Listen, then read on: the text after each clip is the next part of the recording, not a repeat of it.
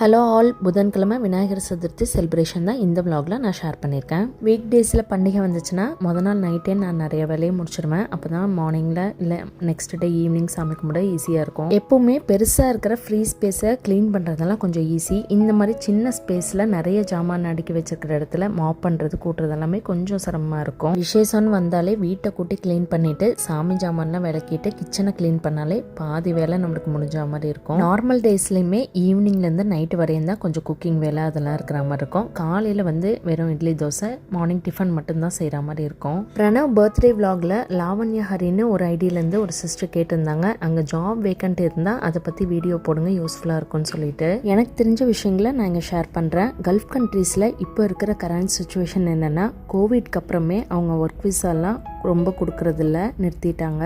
அவங்க most of the man power ஒன்று இந்தியாவில் போய் இன்டர்வியூ வச்சு எடுத்துகிட்டு வருவாங்க சில கம்பெனிஸு.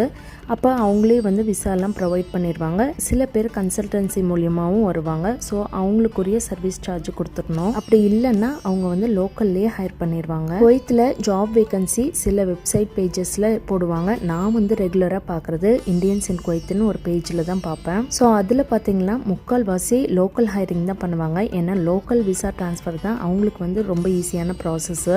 ரொம்ப ரேராக தான் இந்தியாவிலேருந்து ஆள் எடுப்பாங்க. அப்படி இல்லைன்னா இங்கே இருக்கிற சில கம்பெனிஸ்லேருந்து ஹெச்ஆர் டிபார்ட்மெண்ட் போய் இந்தியாவில் போய் நிறைய பிளேசஸில் மோஸ்ட்லி சென்னை, கொச்சின், கேரளா அந்த சைட்லாம் அடிக்கடி இன்டர்வியூக்கு போவாங்க கல்ஃப்லேருந்து. இங்கே ரொம்ப வாண்டட் ப்ரொஃபஷன் என்னென்னா மெடிக்கல் ஃபீல்டில் தான். அது முக்கியமாக இந்தியன் நர்சஸ் மோஸ்ட் வாண்டட். அதுக்கப்புறம் லேப் டெக்னீஷியன்ஸ், ஃபார்மசிஸ்ட்டு, ஃபிசியோதெரபிஸ்ட்டு இந்த ஃபீல்ட்லேயும் நிறைய வேகன்சிஸ் இருக்கும். குவைத்தில் மெயின் ரிசோர்ஸே ஆயில் தான். So oil and gas base companies தான் இங்கே நிறைய இருக்கும். அது சம்மந்தப்பட்ட chemical engineering, environmental science and engineering ஃபீல்டில் நிறைய வேகன்சிஸ் இருக்கும். அதுக்கப்புறம் fitters, plumbers, painters, AC technicians, drivers, heavy and light driving licence வச்சிருக்கிறவங்க, நிறைய இந்தியன் ஹோட்டல்ஸ் இருக்கறனால ஹோட்டல் சம்மந்தப்பட்ட வேகன்சிஸும் நிறைய இருக்கும். யூஸ்வலாக மெக்கானிக்கல், சிவில், எலக்ட்ரிக்கல் ஃபீல்ட்லேயும் நிறைய வேகன்சிஸ் இருக்கும். ஆனால் இக்கரைக்கு அக்கறை பச்சைங்கிற மாதிரி இங்கே இருக்கிறவங்களுக்கு இந்தியாவில் இருக்கிற ஜாப் நல்லா இருக்குங்கிற மாதிரி இருக்கும். அங்கே இருக்கிறவங்களுக்கு அப்ராட் ஜாப் நல்லா இருக்குங்கிற மாதிரி இருக்கும். ஸோ எல்லாமே ஒவ்வொருத்தவங்களோட தேவைகளும் சுச்சுவேஷன் பொறுத்தது தான். எனக்கு தெரிஞ்ச இன்ஃபர்மேஷனை நான் ஷேர் பண்ணியிருக்கேன். உங்களுக்கு தெரிஞ்சிச்சுன்னா கமெண்ட்ஸில் சொல்லுங்கள். இப்போ எந்த ஒரு ஜாபாக இருந்தாலும், எந்த கண்ட்ரியாக இருந்தாலும், நம்ம விடாமுயற்சியோட நம்ம ஊரில் நடக்கக்கூடிய இன்டர்வியூஸ் எல்லாம் கொஞ்சம் தெரிஞ்சுட்டு